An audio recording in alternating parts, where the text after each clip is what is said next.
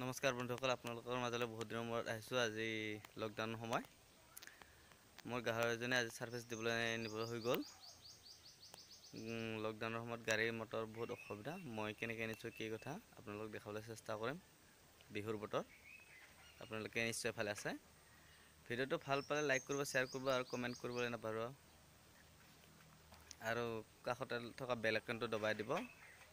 যেতিয়াই মই ভিডিঅ'বোৰ আপলোড কৰোঁ তে আপোনাৰ মোবাইলত যায় ন'টিফিকেশ্যন আগত যায়।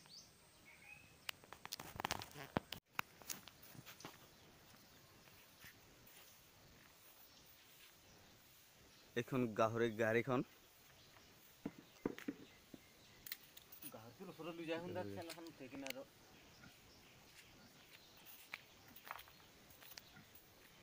এয়া মোৰ গাহৰিজনী আজি ছাৰ্ভিচত দিয়া হৈ যাব। ছাৰ্ভিচত লৈ যাওঁ।